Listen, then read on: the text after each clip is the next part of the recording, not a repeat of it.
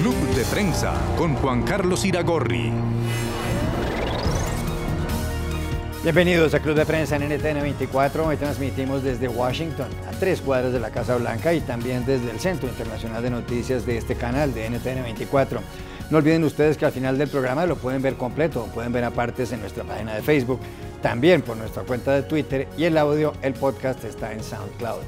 Les doy la bienvenida a los invitados a este programa. Se trata de Sara Barderas, periodista española, corresponsal de la agencia alemana de noticias dpa, de Pablo Pardo, corresponsal del diario El Mundo de Madrid, y de Pepe Díaz Briceño, corresponsal de Reforma de México. Y quiero empezar justamente con Pepe Díaz Briceño porque en instantes, en Colombia, en el suroccidente, en la vereda de La Elvira, en el municipio de Buenos Aires, en el departamento del Cauca, las FARC, grupo guerrillero colombiano que firmó un acuerdo de paz con el gobierno del presidente Juan Manuel Santos, van a entregar el 30% de su armamento, algo que muchas personas califican de histórico después de un conflicto que empezara a mediados de los años 60. Van a estar presentes allí no solamente el presidente de la República, el colombiano Juan Manuel Santos, sino 2 expresidentes. Uno de ellos, el del gobierno español, el socialista Felipe González, y otro, el también presidente de izquierdas, uruguayo, Pepe Mujica.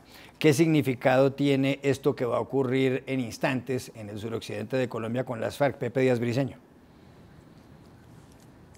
Sí, mirándose desde donde se mire, ya sea si está uno opuesto a los términos en que se llevó la negociación con las FARC o si está uno a favor del acuerdo del gobierno, es sin duda un momento histórico. Ahora se acumularían 60% de las armas luego de 30% dejadas previamente y el camino al 100%. Y sin embargo, las dudas persisten porque si bien hay personalidades internacionales que están ahí, pareciera que la coyuntura internacional no necesariamente haya sido benéfica para Colombia. Al momento de llegar a estos acuerdos, vemos a un Estados Unidos que se está retrayendo de alguna manera de algunos compromisos que había llegado, pero también, si es cierto, hay comunidad internacional, Noruega y otros países que están acompañando el proceso, y el reto será, ¿realmente se desmovilizarán las 7.000 guerrillas de las FARC?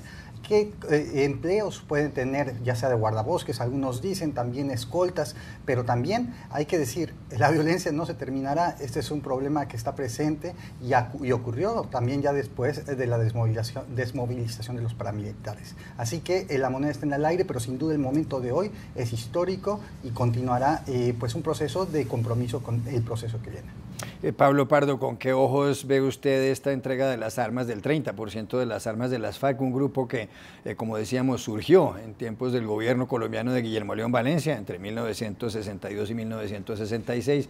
Eran un grupo de campesinos, los integrantes de las FARC, pero que posteriormente terminaron cometiendo atrocidades, muchos secuestros, muchos asesinatos, y que además se dedicaron a traficar con droga, pero finalmente firmaron este acuerdo de paz el año pasado. ¿Con qué ojos ve usted lo que va a ocurrir en los próximos minutos en el suroccidente de Colombia? Pablo Pardo. Bueno, claramente es un paso más dentro de un proceso en el cual Santos ha apostado prácticamente su legado histórico por él, en el cual ha consumido muchísimo capital político, y efectivamente, como estábamos comentando ahora mismo, la cuestión es no es solamente que, digamos, que entreguen el 30%, la cuestión es qué va a pasar con estos 6.000, 7.000 militantes de las FARC. ¿Van a desmovilizarse verdaderamente o no? Esto es una cuestión mucho más complicada. Hay que tener en cuenta que las FARC ha sido acusada en muchas ocasiones de ser una narco-guerrilla, ha dejado de ser guerrilla, pero puede ser narco. Ha habido acusaciones muy serias al gobierno de Colombia diciendo que precisamente ha abandonado la lucha contra el narcotráfico o la ha relajado precisamente para conseguir más apoyo en el proceso de paz de las FARC, con lo cual digamos que evidentemente las FARC como movimiento político está acabado, las FARC como movimiento armado también está acabado, y llevan acabados mucho tiempo, aunque ellos no lo sabían.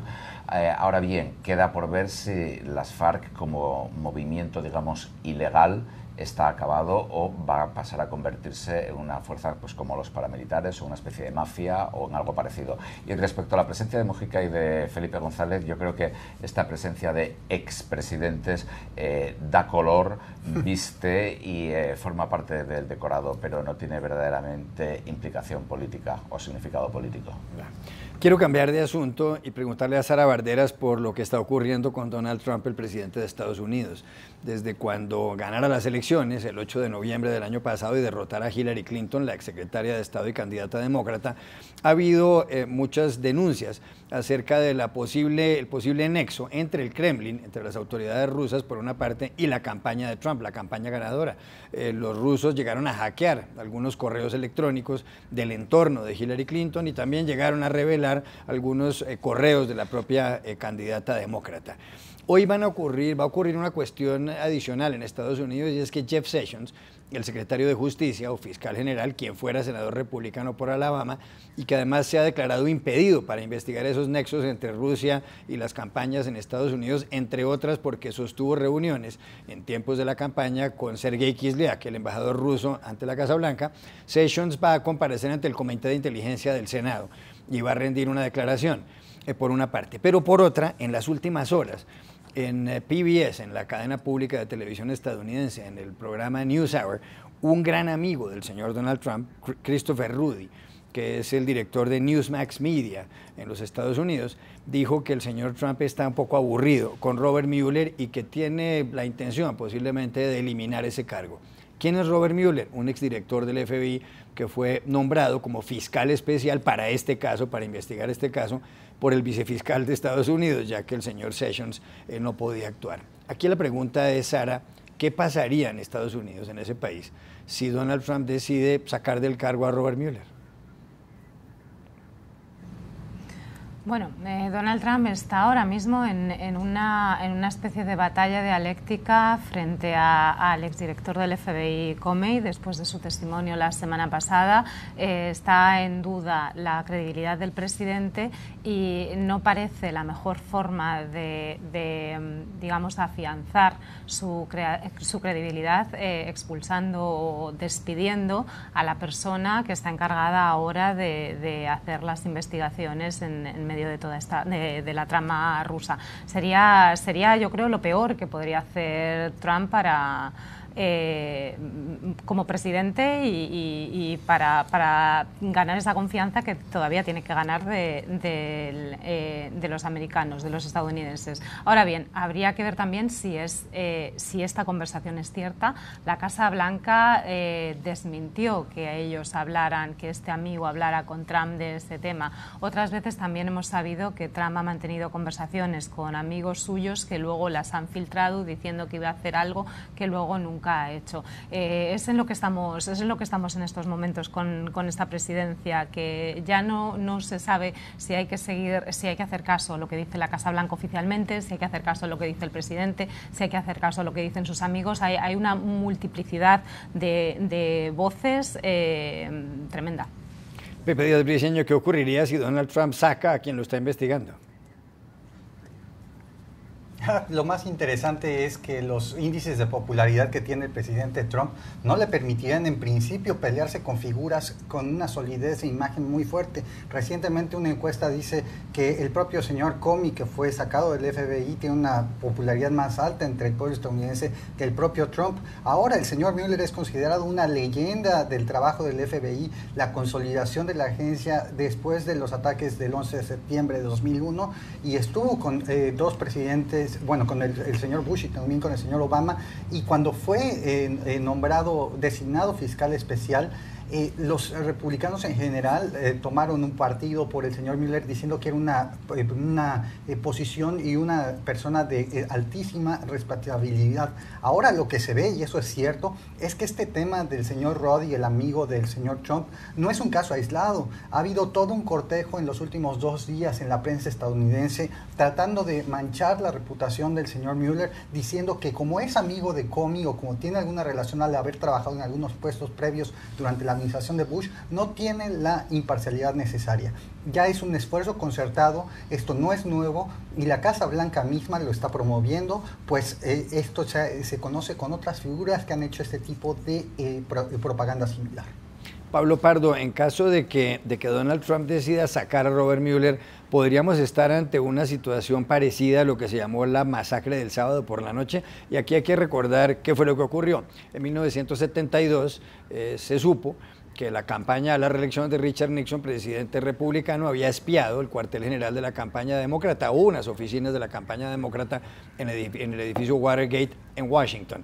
Eso desembocó con la renuncia del presidente Nixon el 9 de agosto de 1974. En el intermedio, entre esas dos fechas, el señor Nixon, el 20 de octubre de 1973, ordenó la destitución de un fiscal especial que lo estaba investigando, que se llamaba Archibald Cox. Incluso se lo ordenó primero al secretario de Justicia, es decir, al fiscal general Elliot Richardson, y Richardson se negó a destituir al señor Cox. Se lo ordenó luego Nixon al vicefiscal o al vicesecretario de Justicia, William Ruckelshaus, y también se negó. Pero finalmente Cox fue destituido y el fiscal y vicefiscal presentaron renuncia. ¿Podríamos estar ante una situación semejante o eso es exagerar mucho? No necesariamente, porque en este caso no está claro que fueran a presentar la dimisión el fiscal y el vicefiscal general de Estados Unidos. Lo que sí que está claro es que con esto Trump, si lo lleva a cabo, se autoincriminaría prácticamente, porque es decir, es todo el que investiga a Trump lo despide.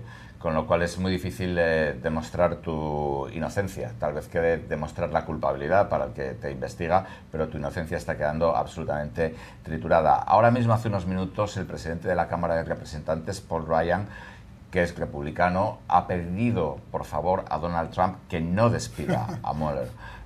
Lo cual indica que aparentemente Trump, como en otras ocasiones, digamos, iba soltando globos sonda, también cuando quería sacar a Estados Unidos del NAFTA, del Acuerdo de Libre Comercio con Canadá y con México, y al final prácticamente en un día le convencieron de que no, porque el tipo estaba lanzado a hacerlo, y en el caso de Mueller, pues parece que este es el caso.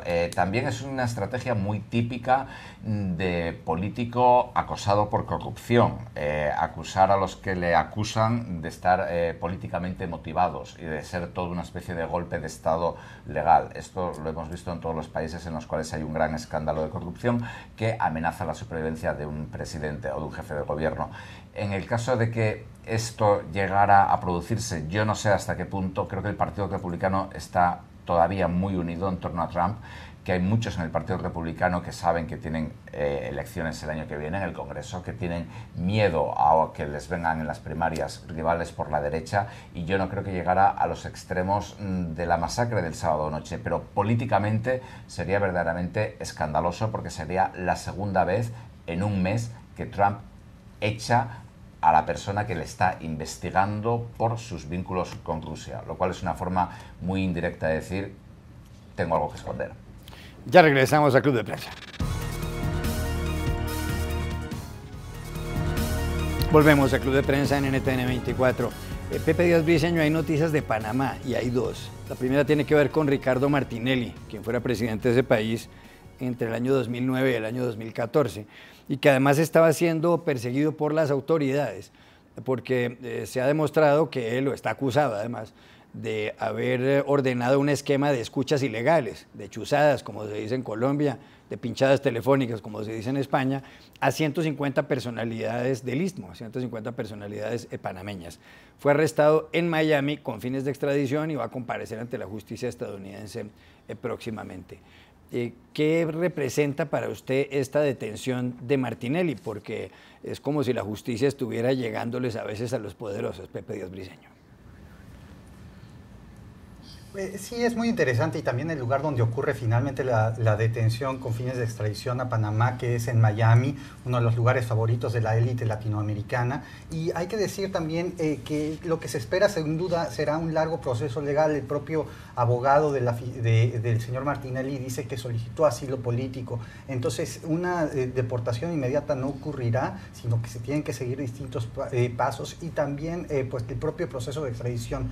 Entonces, de entrada tenemos un proceso proceso que durará tiempo. Las cortes estadounidenses ahora se convierten, como en otros casos importantes, los escaparates desde donde se juzgará a muchos políticos latinoamericanos. Y sin duda volvemos al tema central que ha sido el que domina distintas partes en América Latina, el tema de corrupción.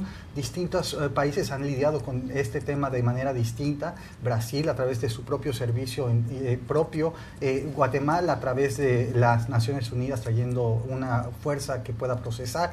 Habrá que ver exactamente cada país cómo procesa estos cargos, y es interesante que el propio Panamá haya solicitado y que Estados Unidos haya detenido al señor Martín Coral Gates. Sara Barderas, y por otra parte, la otra noticia que tiene que ver con Panamá es que en las últimas horas, y así lo ha anunciado Juan Carlos Varela, el presidente panameño, ha roto relaciones con Taiwán y ha establecido relaciones diplomáticas con China. Hay que recordar también que Taiwán, a partir de 1949, cuando triunfó la revolución maoísta, organizó su propio gobierno, y que hoy en día solamente 20 países tienen relaciones diplomáticas con Taipei, con la capital, y con Taiwán, por supuesto. De esos países, 11 están en América Latina y en el Caribe. Hay países como Honduras que tienen todavía relaciones con Taiwán. Pero Varela ha dicho que no, decidió cambiar de parecer porque China tiene el 20% de la población mundial y es la segunda economía del planeta. ¿Es una cuestión de intereses esta de Panamá o es, pues, por supuesto, una corriente mayoritaria en el resto de los países? ¿Cómo lo ve usted, Sara? Sí, China y Taiwán llevan tiempo en una batalla por obtener el reconocimiento diplomático, en la que evidentemente Taiwán sale perdiendo porque ahora mismo tiene solo 20 aliados, pero bueno, ha sido uno de los grandes esfuerzos de Taiwán, que ha intentado obtener reconocimientos diplomáticos a cambio de ofrecer paquetes de ayuda a países menos favorecidos, ¿no? Y esto ha sido una línea continua en América Latina.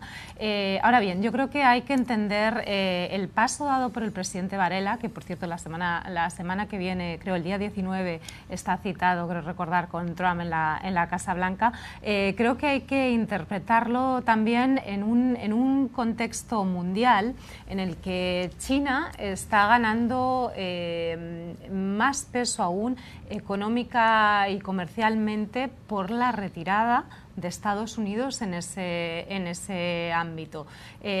Cada vez es más poderosa China, parece que tiene más sentido en busca de réditos económicos ser un aliado de China que ser un aliado de Taiwán, y para China este paso decidido por el presidente Varela supone una victoria en dos puntos, ¿no?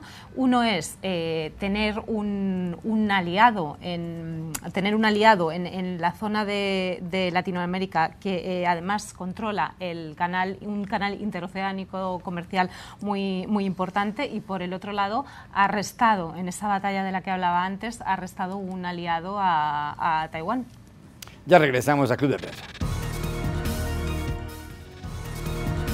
Volvemos a Club de Prensa en NTN 24, últimos 2 minutos 30 de programa. Pablo Pardo, BBC Mundo, ha publicado la lista de cuánto ganan en salario mensual los presidentes latinoamericanos. En el puesto número 1, Jimmy Morales, de Guatemala, $19.300. En el puesto 2, Michelle Bachelet, de Chile, $14.900. En el tercer lugar, Enrique Peña Nieto, de México, $13.750. Seguido por Tabaré Vázquez, de Uruguay, con $11.550, y Juan Manuel Santos, de Colombia, con $11.300 mensuales. Mauricio Macri está posteriormente con $10.885. Más abajo, ahí sí más abajo, Pedro Pablo Kuczynski, el presidente del Perú, con $4.765 mensuales de sueldo. Y en el último lugar, y aquí faltan por supuesto otros, Evo Morales, el presidente de Bolivia, con $3.327 mensuales. ¿Qué le parece esta lista, Pablo? Bueno, en estas listas siempre hay que tener en cuenta, aparte, las prebendas que lleva asociado el hecho de ser presidente. El presidente de un país normalmente no paga alquiler, no paga gasolina, etcétera. Hay anécdotas muy graciosas sobre, por lo menos en mi país, en España, sobre cómo reaccionan los presidentes cuando dejan el poder y se van a una cafetería y piden un café y se enteran de lo que cuesta el café, o les piden que paguen. No sería la primera ocasión en la que un político en España va a un sitio, toma un café y se marcha sin pagar. No, es que ahora usted tiene que pagar. Digamos que, bueno, son cifras que son en general, yo creo, bastante llamativas. El hecho de que un país como Guatemala, creo que es el que está más alto en la lista, que no es precisamente el país más rico de América Latina, tenga un salario comparativamente muy alto para la población o para los ingresos medios del ciudadano del país. También hay que recordar, por ejemplo, que en Estados Unidos Donald Trump está donando su salario, cosa que ya hicieron antes otros presidentes, por ejemplo Kennedy, lo está donando al Estado porque dice que tiene suficiente dinero para vivir. Sí, a mí me llama la atención en general que no se pone atención en lo que ganan después los presidentes. Las pensiones mismas con las que sobreviven después de su puesto pueden ser incluso más rechonchas, más gordas que lo que reciben durante su puesto en el poder. Me parece también que este tipo de índices hay que tener mucho cuidado para los que nos ven, porque en particular este no está ajustado a, digamos, el índice Big Mac, lo que cuesta el nivel de vida en cada país es muy distinto. Y si es esto, el caso de Jimmy Morales de Guatemala es sin duda espectacularmente alto, y hay que poner atención también porque es interesante que muchos de los presidentes también ya llegan ricos al poder y no necesariamente se valen de eso para hacerse más ricos, como mucha gente piensa que lo hacen los políticos. Mucha gente llega con pocos medios y es interesante cómo queda. Yo creo que estas listas a mí me dan un poquito de cosa. Me parece que no es tan simple como comparar sueldos, lo que decía ahora mismo mi compañero, ¿no? Que no dan lo mismo $2.000 en Perú que en Guatemala, que en Chile o en Argentina. Entonces, poner todas estas cantidades en una tabla y compararlas. Pero bueno, ahora bien, partiendo de eso, me parece que sí que vemos algunos ciertos despropósitos en los sueldos de esos presidentes. Lo importante es compararlo con cuál es el sueldo medio que tienen los ciudadanos de ese país, el sueldo medio también de otros cargos electos, ¿no? Porque hay veces que en un país vemos que un alcalde gana casi tanto como un presidente. En el mío ha ocurrido. Y luego también hay que recordar que, bueno, que un político en ese cargo debe estar bien pagado. Una de las razones que se aducen para ello es que si está bien pagado no buscará vías corruptas para ganar más dinero. Eso también podríamos cuestionarlo un poquito. Se acabó el tiempo. Gracias a los tres. A ustedes los espero mañana nuevamente en Club de Prensa.